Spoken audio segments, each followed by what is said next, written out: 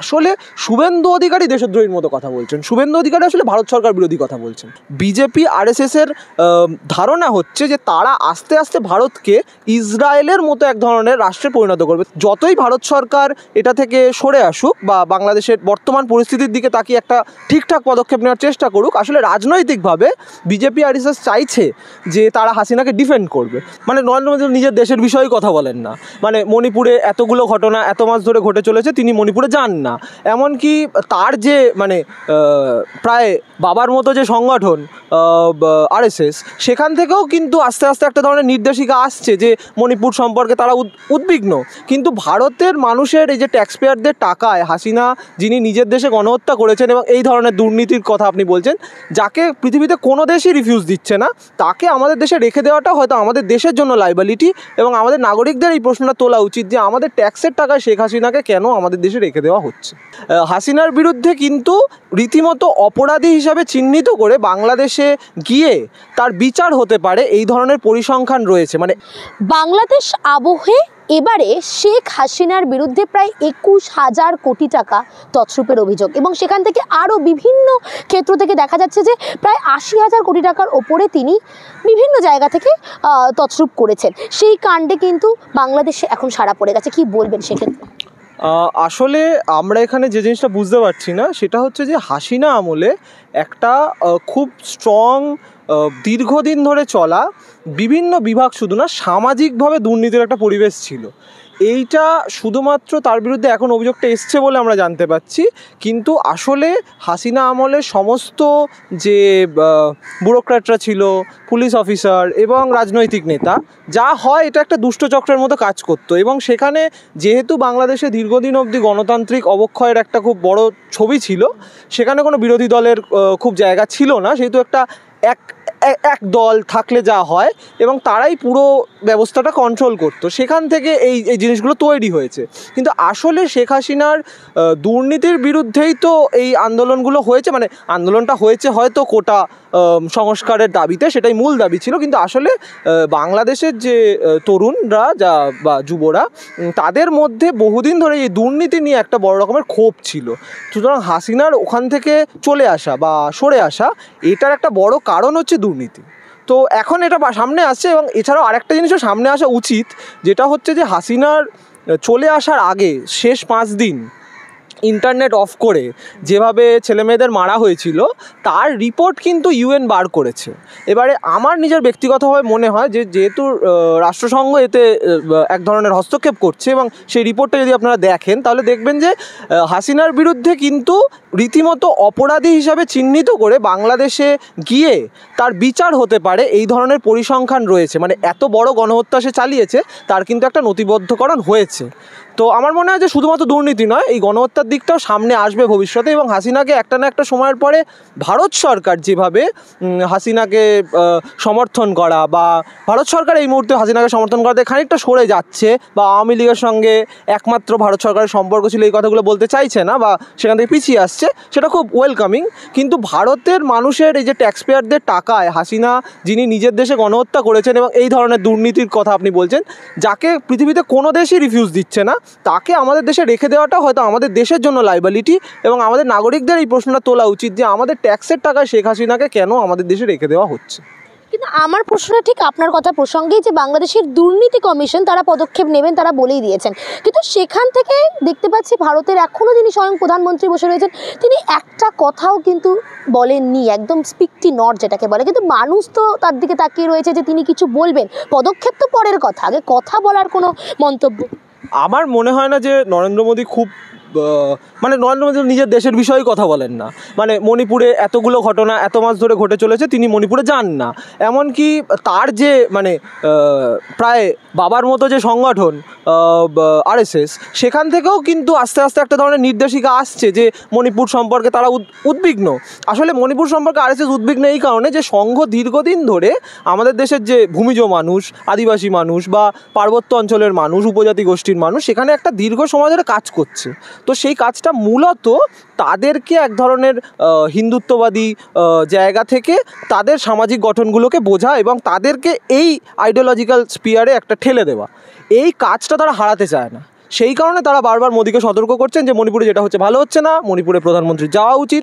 এই কথা স্বয়ং মোহন ভাগবত বলেছেন, কিন্তু উনি এটা নিয়ে কথা বলেন না, উনি ওখানে যান না, এবং ওখানে দেখা যাচ্ছে হিংসার পরিস্থিতি দিন দিন বাড়ছে। তো যে নিজের দেশের এত বড় একটা সমস্যা সম্পর্কে কোনো কথা বলে না, এবং আমাদের দেশের প্রচুর অর্থনৈতিক সমস্যা রয়েছে, সেগুলো নিয়েও তো তিনি খুব একটা বেশি কথা বলেন না, বরং তিনি অনেক বেশি এক দেশ এক আইন, ওয়াকফের সম্পত্তি কীভাবে সরকারিকরণ আসলে বেসরকারিকরণ করা যায়, এই ধরনের ন্যারেটিভে বেশি তার সরকার মনোযোগ দেয়। কাজে আমার মনে হয় না যে তারা এটা করবেন, এবং তার না করার একটা বড় কারণ হচ্ছে রাজনৈতিকভাবে যতই ভারত সরকার এটা থেকে সরে আসুক বা বাংলাদেশের বর্তমান পরিস্থিতির দিকে তাকিয়ে একটা ঠিকঠাক পদক্ষেপ নেওয়ার চেষ্টা করুক, আসলে রাজনৈতিকভাবে বিজেপি আরএসএস চাইছে যে তারা হাসিনাকে ডিফেন্ড করবে। তো সেই জায়গা থেকে তারা তো এর বিরুদ্ধে কোনো কথা বলবে বলে বা এ নিয়ে কোনো স্টেটমেন্ট দেবে আমার মনে হয় না, এই আশাটা করা উচিত। এই ডিফেন্ড করার কারণটা ঠিক কি? একটা জিনিস আসলে বুঝতে হবে যে আপনারা যদি দেখেন যে সারা পৃথিবীতে এই মুহূর্তে যে ধরনের প্যালেস্তাইনে যে ঘটনা ঘটছে, সেখানে আপনারা দেখবেন ইসরায়েল রাষ্ট্রের ভূমিকা কী।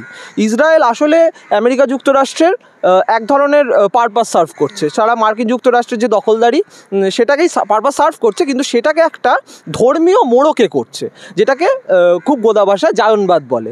তো এই যে জায়নবাদ এবং মার্কিন ক্যাপিটাল এরা একসঙ্গে কাজ করছে, এই ধরনের একটা ইকুয়েশন আসলে দক্ষিণ এশিয়াতে বর্তমানে বিজেপি আরএসএস তৈরি করতে চাইছে। আসলে দক্ষিণ এশিয়ার দেশগুলোর মধ্যে ভারত ইসরায়েল হয়ে উঠতে চায়, মানে ভারত সরকারের কথা আমি বলছি না বা ভারত রাষ্ট্রের কথা আমি বলছি না, আমি বলছি যে বিজেপি আরএসএসের ধারণা হচ্ছে যে তারা আস্তে আস্তে ভারতকে ইসরায়েলের মতো এক ধরনের রাষ্ট্রে পরিণত করবে। তাহলে কি হবে? তাহলে সেখানে মিলিটারি কমপ্লেক্স হবে, তাহলে পার্শ্ববর্তী যে দেশগুলো আছে সেখানে যে মানুষজন আছে, এবং বিশেষত সেখানে মুসলিম জনগোষ্ঠীর যে মানুষজন যে দেশে প্রকট, বিশেষত বাংলাদেশ, সেখানে এক ধরনের দখলদারির ন্যারেটিভ তারা কিন্তু অলরেডি সোশ্যাল মিডিয়ার মাধ্যমে বা কর্পোরেট মিডিয়ার মাধ্যমে বলা শুরু করেছে, যেটা আমরা রিপাবলিক টিভিতে দেখতে পাচ্ছি যে তারা চট্টগ্রাম দখল করে নেওয়ার কথা বলছে।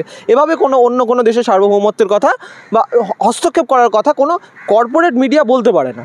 এখানে কিন্তু ভারতের বিদেশ সচিব বিক্রম মিশ্রি তিনি গেছিলেন ঢাকায়, তিনি কিন্তু বলেছেন যে ভারত সরকার যে কথা বলছে আর ভারতের মিডিয়া যে কথা বলছে সে কথা এক কথা নয়, ভারতের মিডিয়া এইসব কথাগুলো বলছে, এগুলোর সঙ্গে ভারতের সরকারের কোনো সম্পর্ক নেই।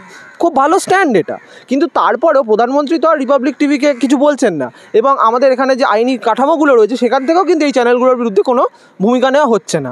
এখানে অনেকে আমাকে প্রশ্ন করতে পারে যে ওখান থেকেও হয়তো উস্কানিমূলক এই ধরনের কথাবার্তা বলা হচ্ছে, যে কলকাতা দখল করে নেওয়া হবে, বা বিভিন্ন সময় অখণ্ড বাংলার ম্যাপ আমরা দেখতে পাচ্ছি সোশ্যাল মিডিয়াতে সার্কুলেট হচ্ছে বিভিন্ন জনের মাধ্যমে, সেগুলো খুবই দায়িত্ব জ্ঞানহীনভাবে ওখানে যারা করছেন সেটা খুবই দায়িত্বজ্ঞানহীনতার পরিচয়। এবং আমাদের মতো যারা কোনো রাজনৈতিক দলের পাশে নয় কিন্তু বাংলাদেশের ছাত্র অভ্যুত্থানের পাশে দাঁড়িয়েছিল, তাদের জন্য এটা অত্যন্ত দুঃখের যে আমি একজন ভারতের নাগরিক হিসেবে অত্যন্ত দুঃখিত যে সেখানে কিছু মানুষজন এই ধরনের কথা ভাবছেন।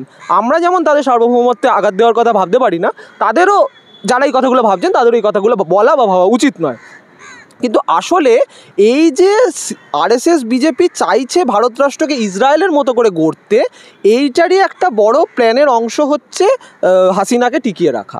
এবং হাসিনাকে টিকিয়ে রাখলে আসলে বিজেপি আরএসএসের ওখানে কাজ করার সুবিধা হচ্ছিল। আজকে কিন্তু এটা অনেকে জানেন না যে সংঘ কিন্তু বাংলাদেশে কাজ করে, সংঘ কিন্তু বাংলাদেশে দীর্ঘদিন ধরে অন্যান্য বিভিন্ন হিন্দুত্ববাদী সংগঠনের মাধ্যমে কাজ করে চলেছে।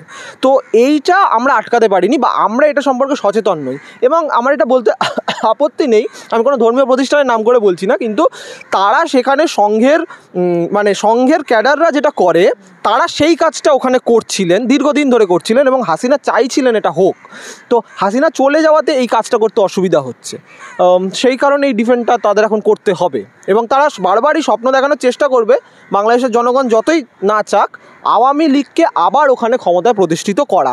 কিন্তু আমার মনে হয় না যে সারা পৃথিবীতে এই মুহূর্তে ওখানকার গণ অভ্যুত্থান সম্পর্কে যে ধরনের পার্সপেক্টিভ রয়েছে এবং সেটা নিয়ে আর আওয়ামী লীগ বা হাসিনার ওখানে কোনোভাবে ক্ষমতায় ফিরে যাওয়ার কোনো সম্ভাবনা রয়েছে। আজকে কি ঠিক এই কারণেই বর্ডারে দাঁড়িয়ে শুভেন্দু অধিকারী বলছেন যে শেখ হাসিনাকে আমরা প্রধানমন্ত্রী হিসেবে ফেরত দিয়ে দেব, স্যালুট করে বাংলাদেশিরা তাকে প্রধানমন্ত্রী হিসেবে ভারত থেকে নিয়ে যাবেন, এতটা কনফিডেন্স সহকারে, এতটা আত্মবিশ্বাস সহকারে তার এইরকম বক্তব্য? আর তারা আসলে এটা রাজনৈতিক বক্তব্য। আমি আবারও বলছি, আমি যে কথা বলছি ভারত সরকারের কথা বলছি, আমি কোনো রাজনৈতিক কথাতে বিশ্বাস করি না। কেন করতে যাব? কারণ একটা পররাষ্ট্র বিষয়ে ভারত সরকার যা বলে সেটাই একজন ভারতীয় নাগরিক হিসাবে আমার বক্তব্য হওয়া উচিত। তো বিদেশ সচিব ওখানে তো গেছেন, আমরা তো কোনো যুদ্ধের মধ্যে নেই। বিদেশ সচিব ঢাকাতে গেছেন, মোহাম্মদ ইউনূসের সঙ্গে কথা বলেছেন, সেখানকার অন্যান্য মানুষজনের সঙ্গে কথা বলেছেন, বিষয় বুঝেছেন, পরিস্থিতি বুঝেছেন, ওখানকার হিন্দু নির্যাতন নিয়েও কথা বলে এসছেন।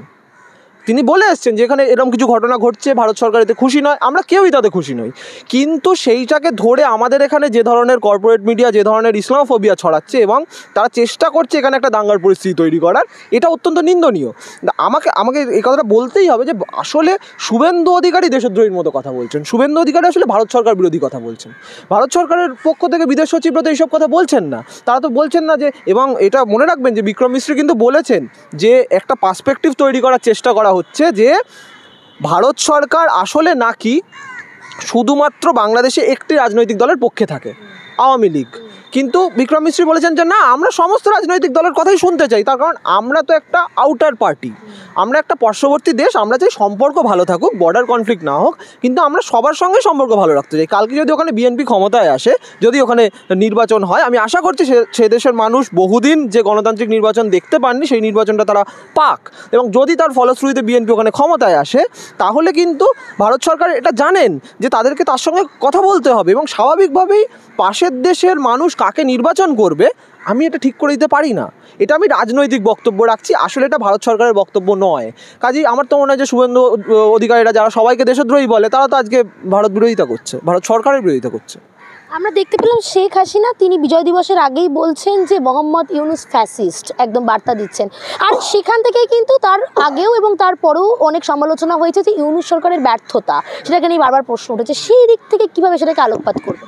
আমার মনে হয় আসলে আমরা যেটা বুঝতে পারছি না যে এই সরকারটা একটা অন্তর্বর্তী সরকার। প্রথমত অন্তর্বর্তী সরকারের ক্ষেত্রে ক্ষমতা যে সর্বগ্রাসী এরকম মনে করার কোনো কারণ নেই, মানে ক্ষমতা যে সবটা তার হাতে রয়েছে এরকম কিন্তু নয়।